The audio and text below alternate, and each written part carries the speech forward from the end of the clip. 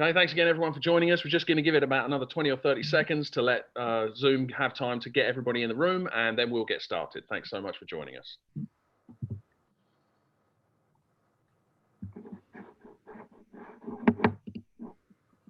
Okay, hopefully that's been long enough and everybody is now in the room.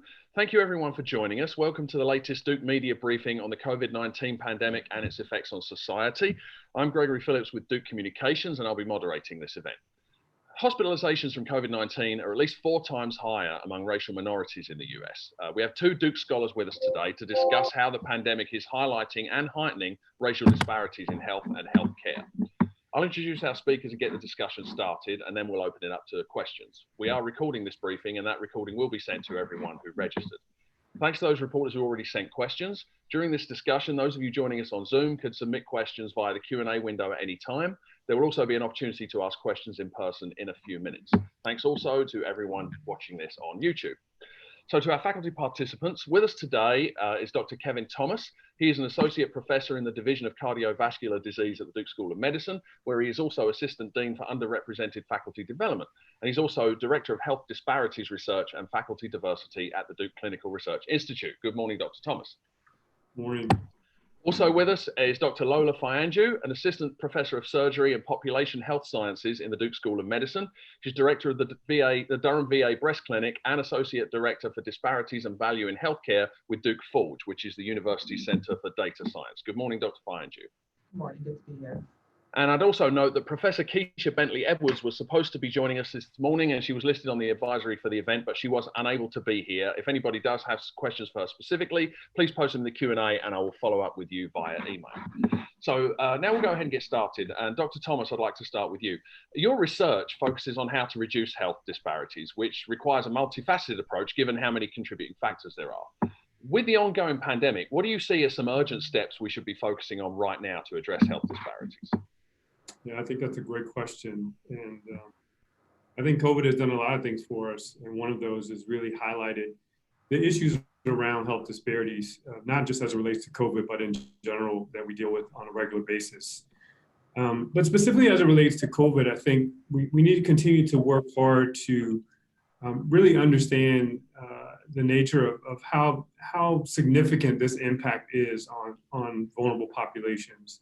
And most of those populations are going to be folks who traditionally have been historically underrepresented in terms of race and ethnicity, in terms of their healthcare access and their healthcare outcomes and the healthcare delivery. And so again, I think while we're still getting a lot of information from many outlets, some data that was released recently in the New York Times really suggested that of the millions of cases that exist currently, we still don't have information on race and ethnicity for up to half of those cases.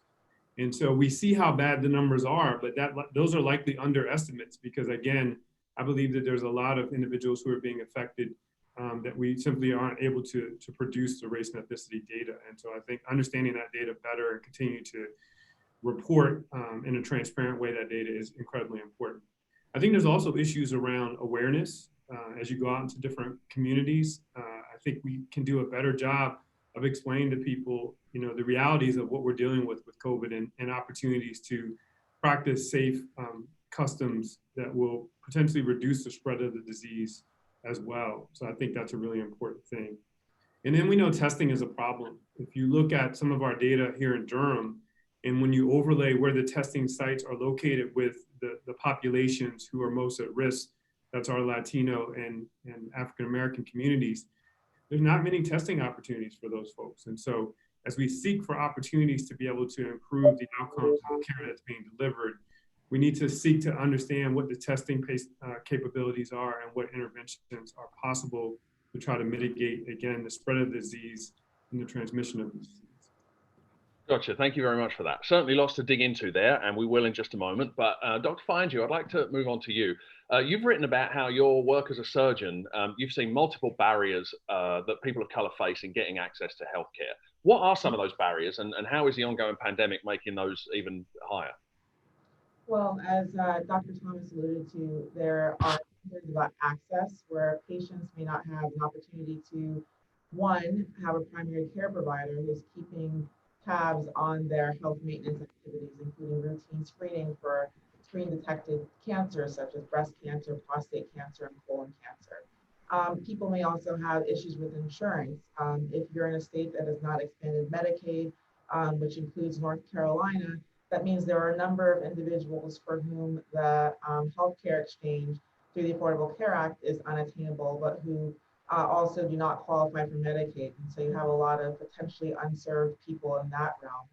And then with regards to people who do have access to a healthcare provider and also who have insurance, there are still disparities seen in terms of who actually accesses and gets appropriate cancer screening, appropriately early cancer diagnoses that may relate to bias on the part of providers who may not be as familiar with identifying cancer in certain individuals from certain backgrounds, or who frankly may not hear what those patients are saying when they say they have a new symptom or new concern. So there are both systemic and individual factors that contribute to patients getting the care they need when they need it.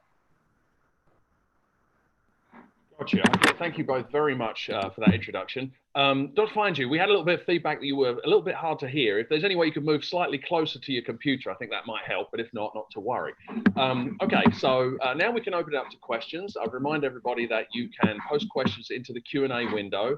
And also, if you'd like to ask a question out loud, you can raise your hand in Zoom so we can unmute you and ask a question. If you're joining by phone, you can hit *9, which will raise your hand, and we can also unmute you.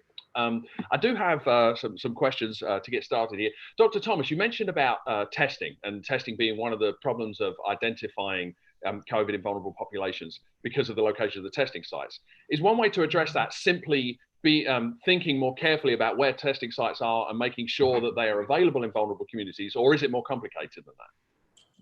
No, I think in some respects it is that simple. And, you know, again, I think there have been challenges that are ubiquitous across the country in terms of testing and access and things like that. But I think really understanding where these sites are being placed and being thoughtful about that, and understanding the limitations for certain populations. For example, many of the African-American individuals in the community, as well as our Latin individuals in the community, you know, drive-up testing has become a very popular way to test individuals. And that doesn't really consider who has transportation and who doesn't. And then for those who potentially can access testing sites but are reliant upon public transportation, as you can imagine, that really promotes some challenges as well. I know if I had to engage in public transportation, I would take pause just understanding the potential spread of infection just to go get tested if in fact you turn out to be negative. And so I think there are really legitimate concerns to think about. I think, again, we can be more thoughtful about these things. Other opportunities to consider are mobile testing. You know, could we get out into some of these communities and begin to test people mobilely? Like, what would be the opportunities there? So I think, again, understanding these things and being thoughtful as we roll out these particular interventions and as we try to provide testing to more individuals, I think is really critical to addressing some of the disparities that we see. Absolutely, thank you. Dr. Fayanju, you mentioned about how there are systemic and individual barriers to people seeking healthcare. In a moment like this, when we want people to seek testing, you know, if they have a good reason to do so, what do you think can be done in the moment to at least maybe address some of the individual barriers that people have, you know, across their communities in feeling stigma or anything else about actually seeking care when they need it? First of all, can you hear me okay, or is there still interference? No, this is better. That's much better. Thank you. Perfect. Well, building off of what Dr. Thomas said, access to testing can be both geographic as well as logistical. And so, for example, even if testing is in certain sites, the question is testing available during the times of day when people can actually access testing? So if you're someone who works multiple shifts, if you're someone who works somewhere where you can't take time off from work, would you physically be able to get somewhere and do testing? So another alternative is how much would employers, especially employers at places where there is close proximity and difficulties achieving social distancing, but high likelihood of actually contacting COVID-19, like many of the meatpacking facilities in this area, how powerful would it be if those employers could also be sites of testing, looking out for their employees in that way? Another important barrier is whether or not you have a physician to help prescribe a test if you can't access driving testing, and also a physician to follow up on the results of that test. And so a lot of credit should be given to Secretary Cohen for issuing a state order that encourages people to be able to get a test without having a doctor's order for the test. And so the results can at least be sent back to the state and be tracked and potentially communicated to the patient in that way. So those are examples of potential systemic barriers that have potential systemic solutions, namely, as Dr. Thomas alluded, bringing testing to the patients, to the citizens, either through their places of work or by making testing available at times of the day that are more amenable to the schedules of many of the people who are most vulnerable to COVID-19 infection and morbidity. And then also making sure that having access to testing is not dependent on having a primary care provider, given that many people who are already in medically underserved communities will not have access to a PCP. Gotcha. Thank you very much. From what you've both already said and from what we know, these issues are incredibly complex and multi-layered, and there are so many different factors societally that goes into this. But in COVID, one of the sharp ends of that we're seeing, obviously, is that the fatality rates are much higher, amongst the Hispanic and Black populations. And are there other factors? What other factors do you think are contributing to just specifically that we're just seeing so much higher fatalities among racial minorities? And I guess, so go ahead. It's very interesting to look at how COVID-19 is playing out, not just in the US, but in other countries where there are diverse populations. And so the United Kingdom is a good example. In the United Kingdom, you're seeing higher rates of fatality and infection amongst not only people of African ancestry, but also people of South Asian ancestry, which constitute a significant portion of the non-white population in the UK. Here in the United States, there is evidence that there are higher rates of infection amongst African Americans and Latinos, as well as Asian Americans in some parts of the country. But fatality rates actually have not been as high amongst Latinos in certain parts of the country, depending on the intersection of race, ethnicity, as well as age in terms of who's getting sick in that group. And so when we look at fatality, we have to look at a number of things, not just the race or ethnicity of the individuals who are being affected, but also the context in which they're contracting the infection. Is it occupational? Are these young people? Are these older people? Are these people with higher comorbidities? Are these people who tried to get testing and tried to get care, but were turned away from places of potential access for reasons that are connected to bias? I believe the highest current rate per capita of infection in the United States is actually the Navajo Nation in the southwest of the United States. And so when we look at who is getting sick in the US, in the UK, and other diverse countries, there is a strong correlation between being not a member of the majority population and having a higher likelihood of infection and of morbidity and death from infection. So it tells me that it's not just about not being white, it's about what it means to not be white in a society that has a lot of barriers for non-white individuals, both systemic and individual, that make it hard to get tested, hard to get treated if you're sick, and hard to stay alive if you get very sick. Absolutely. Thanks. That was very comprehensive. But Dr. Thomas, do you have anything to add to that? Yeah, no, I think those were really excellent points. I think the other things to consider that are really interesting is, again, this notion that, some individuals, based on their economic and socioeconomic situations, may ignore symptoms because they need to work because of their current living environments and social environments. And so, what you hear from time to time from patients is, look, I can't afford to be sick. My family's dependent upon income. And so they'll push through when the symptoms are, maybe at their onset. And then by the time they do seek care, they're very advanced in their stages. And so a lot of that is anecdotal. And quite frankly, I think we need to study and understand that much better, because there's not a lot of data. We have the data on that the outcomes are worse and that the infection rates are higher, but really getting to the genesis of why those things are true, we have not really done a great job. And so as academic leaders, as researchers, I think it's really incumbent upon us to take that next step to try to understand why we're seeing what we're seeing, and then that will allow us to pose solutions of how to mitigate some of the things that we're seeing. There's also this issue of trust. And, it's important, it's real, it's generational. And so again, a lot of people are hesitant to seek care, not understanding or not, necessarily having the utmost confidence that that clinicians and healthcare systems, due to the years and years of structural racism and bias that has existed, they don't feel comfortable coming to institutions to receive treatment. And so there's concerns that they may expose themselves to COVID if they don't already have it. And so I think there's multiple layers to consider here. And again, I think we need to be intentional and purposeful in terms of really studying and understanding these disparate rates that we see. And so there's a lot of work to be done, but I think there's a lot of opportunity to really come up with some concrete solutions in a very intentional way. Absolutely, thank you. And Dr. Thomas, we'll stay with you. I'm curious, we know that many frontline healthcare workers and other essential workers, that marginalized racial and ethnic groups are overrepresented, among frontline healthcare workers and other essential workers. How much do you think that is feeding into this disproportionate effect that we're seeing amongst racial minorities? And what, if anything, can be done about that, do you think? No, I think it's absolutely critical. And I think when people think about essential employees, I think oftentimes they don't think about individuals who are really kind of behind the scenes in terms of allowing us to be able to deliver healthcare, for example, to allow for transportation to continue.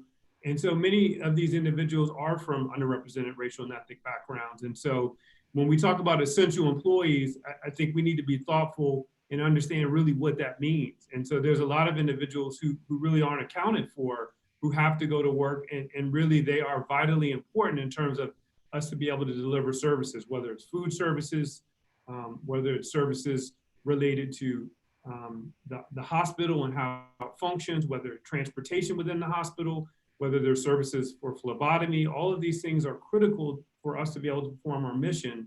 And oftentimes I just don't think that they're considered. And so again, as we think about understanding the impact and the toll of COVID-19 on essential employees, I just need to think that we should be comprehensive in that approach and not just focus on necessarily physicians, for example, or nurses, but also looking at our unsung heroes who are really doing a lot to allow things to continue to happen, but prioritizing them, making sure they're protected, they have personal protective equipment, and just being very thoughtful and intentional about addressing the needs of those individuals.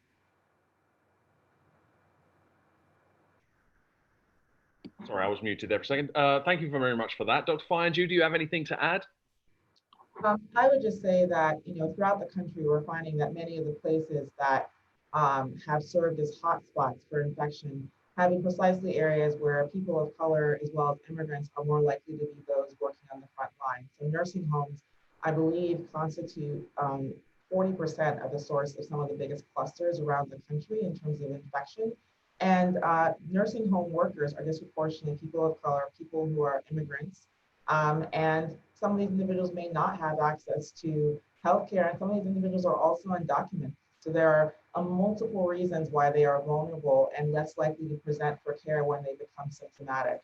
And so, I think within medical research, we typically use the word mechanistic to talk about how a virus or a pathogen or a mutation is working at a cellular level. But in terms of trying to understand why COVID-19 is disproportionately impacting certain populations, we also need to think mechanistically about the true intersection of socioeconomic status, social determinants of health, race, ethnicity, bias, occupational exposure, various things, to think about how those all work together and how they're conflated to create this crisis in communities of color with regards to COVID-19. One big difference between us and the United Kingdom is that, yes, in both places, people of color are disproportionately affected, but in the United Kingdom, there's universal health care. And we don't have that in the United States. So people are literally unable to get care and could be bankrupted by getting care if they were to fall ill. So you can see why there are many reasons why people would be reluctant to present for care when they get sick. The last thing I will say is that they also may experience a lot of pressure from the places where they work to continue working, even if they're ill, because of course there are people now staying home because they're afraid of getting COVID-19. And so if you're well enough, or even if you're asymptomatic when infected, there may be explicit or implicit pressure to continue coming to work at a daycare center, as a housekeeper, as a bus driver, as a utilities worker, because frankly, there aren't enough people to do the work that needs to continue even as much of the world is on pause due to COVID-19. Absolutely. Thank you very much. I'd remind everybody on the call that you can ask questions by posing them in the Q&A window on Zoom or by raising your hand in Zoom so we can unmute you. And if you're joining by phone, you can hit *9 so we can unmute you and you can ask a question that way. Moving on, one question that we've had that I'm keen to hear both of you address is that, messaging about coronavirus has shifted and changed as we've kind of developed more knowledge about this, but that's meant it's been confusing for some people because people feel like there have been mixed messages out there. How much do you think that is? How much of a problem do you think that has been? And what do you think are some key messages right now that need to get out that maybe aren't? So, mixed messages are inevitable when we're dealing with a new pathogen for which we have no real information about longitudinal history. Early on, we weren't even really sure about the most consistent form of transmission. So I think we now realize this is primarily an airborne mode of transmission, even though surfaces can also serve as a source of contamination and infection. Early on in the pandemic, there was also rumors that Black people were relatively immune to COVID-19, that was why the cases were not as high in sub-Saharan Africa, and why we weren't seeing as many infected individuals in the US and the UK. And of course, we now know that to be completely untrue, but it's often easier to start a rumor than to end a rumor. So we still battle those types of perceptions in various pockets of community.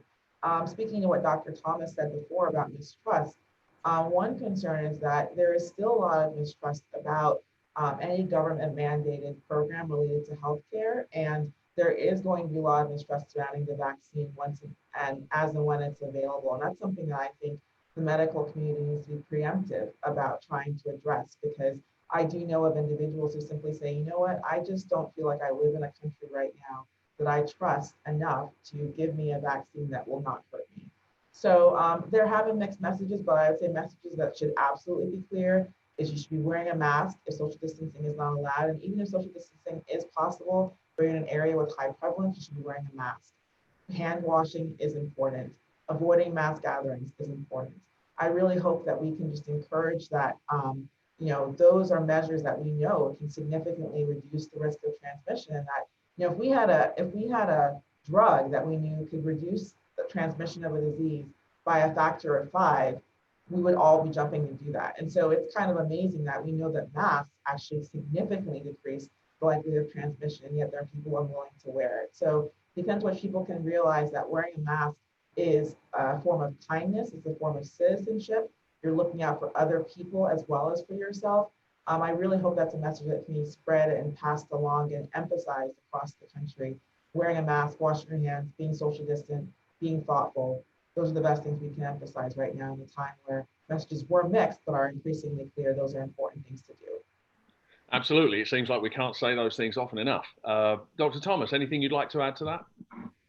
Yeah, no, I think those things are really important, particularly the messaging around social distancing, the extent to which people can do. I think the reality of the situation is, unfortunately, for a lot of underrepresented racial and ethnic populations, social distancing is challenging.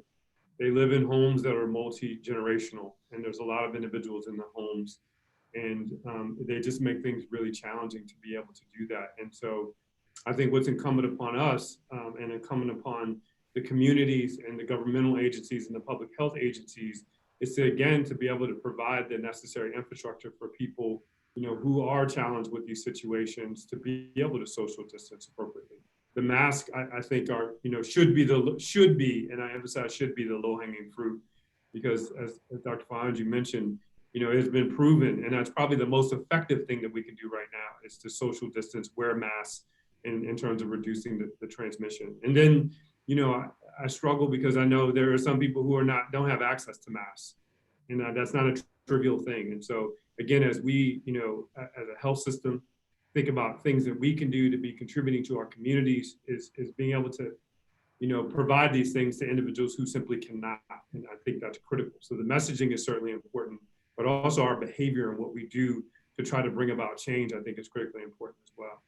The other thing I would say is, again, I think people have really highlighted the disparities that exist by race and ethnicity, but I think our words need to be backed up with our actions. And so, what I would like to see is who's looking at this data regularly. We have dashboards, which are great. They're real-time ways to understand, the impact of COVID-19, the testing that's occurring, the interventions, and how we're beginning to affect the transmission rates and the curves. But who's looking at it as a function of race and ethnicity? Who is making that their highest priority as they, again, work in unison to try to stamp out the disease and mitigate the spread of the disease, but particularly recognizing that the spread and the effects are not the same in all populations. And so I think we've got to be very intentional about that. We need people looking at data. We need people posing solutions, doing interventions, and then reassessing how those interventions and solutions are changing the data. And so again, I really encourage us to not only highlight these things, but begin to be intentional about trying to fix these issues and problems. Yeah, absolutely. That's how progress happens. I would like to move beyond COVID for a moment here, because both of you, outside of the pandemic, obviously work with very serious diseases that kill a lot of people and disproportionately affect people in racial minorities. How concerned are you right now that obviously because of the pandemic, care for Dr. Thomas, in your case, heart disease, Dr. Fayanju in breast disease, care is being delayed. And so long-term, there will be downstream effects that will once again disproportionately affect people in racial minorities. So how much of a concern is that for you right now? And what do you think can be done, I guess maybe once the pandemic is over, assuming that it does end, to try and address that imbalance? Yeah, it's something that I think a lot about, particularly as it relates to cardiovascular disease. We know that that's the #1 killer of underrepresented racial and ethnic populations here in the US and worldwide, quite frankly. And so we have seen pretty drastic reductions in the treatment and activation of emergent cardiovascular care. And what I would say is we know that that disease has not gone away. There's nothing about COVID that makes cardiovascular disease improve. And so the concern is that we have a large contingency of the population who is at home and ignoring chest pain, ignoring symptoms that are ominous, and not receiving the care that they're having. We've also seen nationally that rates of sudden cardiac arrest have gone up.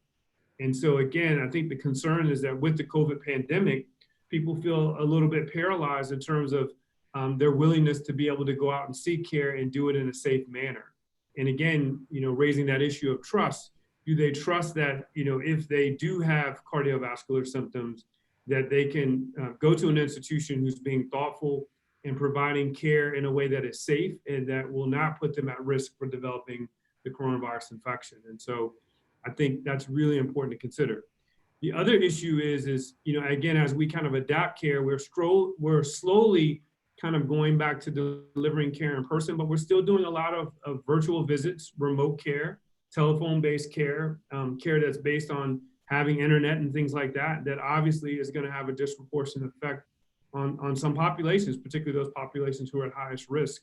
And so again, I worry, in transitioning to a new virtual approach to delivering care, are there some populations who are going to suffer from that because they don't have the resources and the access and the ability to access those things? And then are they, somehow are things going to be missed in terms of the presentation and ability to establish contact and have meaningful relationships in person to examine people and to really understand, what they may be experiencing as it relates to their disease? And so I think those are concerns that we need to be thinking about moving forward.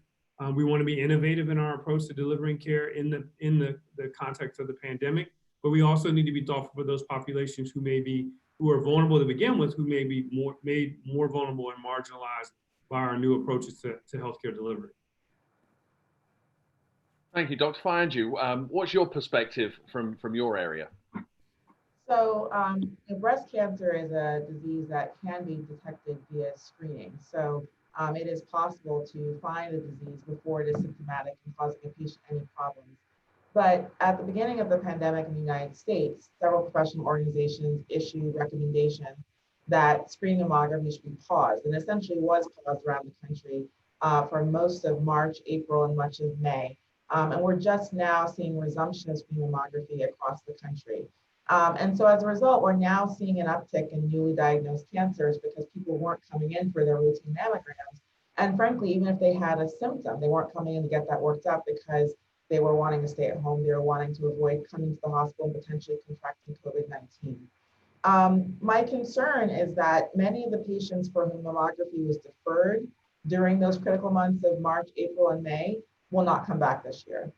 There will be competing issues. They will have had exacerbation of other conditions that are known, their heart disease, their peripheral vascular disease, their diabetes, such that screening for something that they don't think they have is not going to be a priority. Other individuals may have competing obligations in regards to finance. They may have had to take on another job if possible, or they may have lost their job and therefore lost their insurance and their ability to get screening covered. And so I do worry that mammography is only now picking up, and that many people who were originally scheduled for mammography during the COVID-19 pandemic will not come back this year and may not present for asymptomatic cancer that has a greater likelihood of being cured. In addition, even individuals who have symptoms may be less likely to present for care because of the various reasons I just mentioned before. So the other thing that's interesting is that in addition to putting a pause on mammography screening, we also put a pause on as much surgical intervention as possible. So people who presented with hormone-driven cancers, that is estrogen receptor positive and progesterone receptor positive cancers, at many institutions were just immediately put on endocrine therapy versus having surgery in order to avoid using resources that might otherwise be needed for COVID-19 patients. And so as a result, many people got a treatment that is not typically applied to early stage cancers early on. And it might be some of those cancers would have benefited from more aggressive treatments such as chemotherapy or what have you, but we don't know that right now. So over the next several months, we're going to be seeing how this deviation from typical standard of care in order to maximize prioritization of resources that can be used for COVID-19. We now have a pragmatic clinical trial basically that's developed, and that we are going to be seeing how patients do with the types of care that were provided in response to COVID-19 and an attempt to preserve resources for COVID-19 patients. So basically, I am concerned about mammography, that people aren't going to come for mammography. That was rescheduled, that they won't come for various reasons related to employment as well as competing health conditions. And that also people who have symptomatic disease, may not come as well. And then finally, that we're going to be seeing interesting outcomes from the non-standard approaches to treatment that were encouraged and were pursued due to COVID-19. Gotcha. Thank you both very much for that. It seems with every answer, the problems get more complex and the solutions get more difficult. Something, Dr. Fayanju, I'd like to ask you, and Dr. Thomas, I'd like to get your perspective on this as well. You've talked about how the pandemic can have effects on disparities along multiple demographic dimensions. Are there some that people aren't talking about or aren't thinking about, some kind of demographics or sections of the population that the pandemic's having a disproportionate effect on that we're not thinking about? I think the rural population is one that is very important to consider. Here at Duke, we actually have an incredibly diverse patient population with regards to urbanity and rurality. And urban patients may still not have great access to care because even if they live very close to a hospital, that may not be a hospital that takes their form of insurance or that takes uninsured people. So I'm not minimizing the extent to which even patients who live in urban areas may not have access to care. The patients who live in rural areas, one reason COVID-19 can be particularly problematic for them is that there may not be a hospital with ICU capabilities anywhere close by.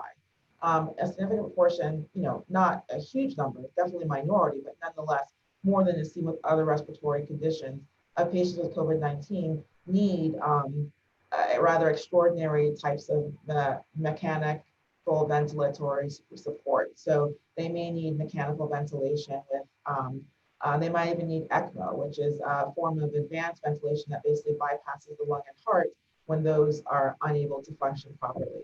And so patients in rural areas may not be able to get to the type of facility that can provide that high level intensivist care that is required for many patients with COVID-19. Another group that I think is very vulnerable, as I mentioned, are immigrants, particularly undocumented immigrants who may be afraid to present for care because they don't have legal status in the United States, and there's a potential for COVID-19 spreading and blooming in that group. Another group that is also very vulnerable are the incarcerated, where the options for social distancing are incredibly limited, and opportunities to maintain good hygiene and masking are also very limited. So there are a lot of groups of people who are potentially worse off because of COVID-19. And an additional group actually that's important is, of course, those who do not have homes or are housing insecure. It is impossible for them to maintain social distancing if they're trying to find homes They're trying to find places to stay, either shelters or with friends and relatives. And finally, those who have disabilities are also potentially at risk for COVID-19 infection and for having worse outcomes from COVID-19 infection, harder for them to get to the hospital, harder for them to get the routine follow-up they normally get for their other conditions. And then getting COVID-19 on top of that can just simply make with a difficult situation even worse. Got it, thank you. Dr. Thomas, anything to add there? Yeah, not much. I guess the one population that I wonder about and really concerned about is the pediatric population, because I think there's just a lot of unknowns here. And as we think about the pressures on multiple levels about what's going to happen with school as we approach the fall, it's really important to be thinking about that population and as best we can understanding the risk and being transparent and communicable about what we know about the disease in this population in particular, because I think, again, there's going to be some really difficult decisions to make that have rippling effects on parents, teachers, caregivers, et cetera. And so I think, as we begin to understand, there's been reports of, a disease that seems to mimic what we see with Kawasaki's disease, an inflammatory immune modulated disease that occurs in children. But again, I don't think we have a good handle about the potential for transmissibility, as well as what the ultimate long-term effects could be with transmission of coronavirus or SARS-CoV-2 in that population. So I think, again, as academicians and leaders, we need to have that at the forefront as we begin to think about, again, strategies and being able to make recommendations about what this might look like as we move into the fall. Yes, thank you.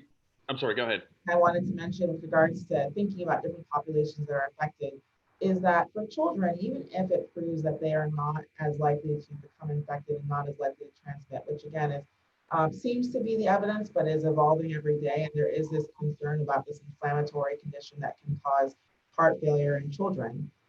There is a psychological toll of COVID-19 as well. I mean, people around the world are trying to work and parent and teach and care for others all at the same time in the same space. And that means that there's going to be a lot of kids for whom their parents are home, but their parents are stressed. Their parents may have lost their jobs, or their parents are trying to work while watching them. And so those children may be having some element of neglect, and that's not a small thing either. There's a lot of concern that the attempts at remote learning over the past few months have been obviously imperfect and also inconsistently deployed, such that many children essentially had no schooling of any kind for the past several months and will be very behind when school starts again in the fall. And how are we going to address those issues for children with parents who remain stressed, with parents who may remain unemployed, and parents who may not be able to provide much education at home because of their own educational attainment? And so it's really multifactorial. With regards to children, my concern is about not just the risk of COVID-19 to them as a disease, but also the impact on their overall lives and how it's affected the people in their lives who are taking care of them. Yes, thank you both very much for bringing that up. We actually will have two Duke pediatricians joining us next week to talk about these very issues. So I'd encourage anybody particularly interested in that to join us. We're getting towards the end of time here, and there's a question that I'd like to ask both of you, and Dr. Fayanju, we'll start with you. You've both written about how one of the biggest things we need to do in order to address racial disparities in health and healthcare is by having more diversity in the medical community itself. And you've both written about how that is important to you. And so I'm wondering if you could, each of you, tell us a little bit about how you see your role in that individually and what you think institutions can do better to make the medical community more diverse. So I think it's important for me as a surgeon scientist, someone who does research as well as provides clinical care, to just do as good a job as I can in both those capacities in order to hopefully make things easier for those who come after me with regards to being successful clinicians and successful researchers. With regards to interfacing with patients, the best thing I can do is truth telling, is emphasizing that, look, you trust me to take care of your cancer. Please trust me when I also say you really should be wearing a mask. You really should be encouraging social distancing. You really shouldn't take these risks in terms of the things that you want to do because you're fatigued by the lockdown. And so trying to parlay the trust that patients come to have in me because of other aspects of the care I provided for them into supporting their making good decisions with regards to COVID-19. I think that with regards to what institutions can do, one is not only to be recruiting more diverse applicants and more diverse people you hire, but also making them feel incredibly welcome when they come. I've been very supported at Duke in my research and in my clinical practice. And what you don't want to do is recruit people who then leave after a short period of time, because while an empty room is scary to a new person of color coming into a place, a revolving door is also very scary, because it makes you wonder why is it that people are coming in and leaving so quickly. So that's a topic for another day. It's a very large issue, how to promote recruitment and retention. But I would say that making people feel welcome and giving them the support to succeed when they get there is incredibly important. And recognizing that as a person of color, in my case as a woman of color, there is often a tax that comes with being one of the few along my demographic dimensions in an institution that's like Duke, that's an academic medical institution, that I'm often asked upon to be a mentor in many situations. I'm often asked upon to provide the perspective of a woman in surgery. There's still not many women in surgery. Of the perspective of being a Black person in surgery, the perspective of being a Black woman in surgery. And those are things I'm very happy to do, because I want there to be more people like me in medicine and in surgery in particular. But it means that that's also competing with the traditional metrics for success and promotion in an academic medical institution. So I just hope that institutions, when they recruit underrepresented minority, when they recruit women, when they recruit anyone who is part of a minority within their particular specialty, they think about what it means to support them, not just in the traditional ways of funding and time and mentorship, but also in recognizing that the other things that they'll be asked to do are important and should not be held against them if it means that it detracts from the time spent doing the traditional metrics of success. Thank you, and I appreciate you tackling what you acknowledge is an immense question. Dr. Thomas. Yeah, so I have several thoughts I'd like to share about this. So one, I think, is the issue of diversity and in academic institutions and in medicine in general. And so I think people have to begin to understand the value in that. And so I think the business have really been the leaders in this space, and then they've shown that the more diverse racially and ethnically that companies are, the more successful they are, because it brings a different set of viewpoints, a different lived experience. And those things are incredibly powerful. And similarly, when you look in the field of medicine as well, I think the having a more diverse, racially and ethnically diverse community teaches everyone. It allows us to deliver better care. I think it's important for patients to be able to see, particularly if you practice in an environment and in a community where there are a large constituency of unrepresented racial and ethnic groups, to see individuals who look like them, who are their caregivers, who again have shared life experiences in some instances. I think that's really important. And I think the data shows us that, that people have more patient-centered visits. Their healthcare delivery oftentimes is more timely, and medication adherence is better and outcomes are better. And so I think those things are very important to consider, the value proposition of having a racially and ethnically diverse community of clinicians and practitioners. But also having that also allows us to interact with each other. And so, me being able to interact with some of my colleagues who may have not had a lot of exposure to people from different backgrounds, and they're going to be caring for patients in that vein. I think there's a richness of sharing those experiences with them, and that really lends insights into thinking about cultural humility and things that are really important in healthcare delivery. In terms of what academic institutions can do, I think we're at a really critical time now, and a really monumental time that we have really the opportunity to seize to make some meaningful changes, to eliminate some of the barriers associated with structural racism that have existed.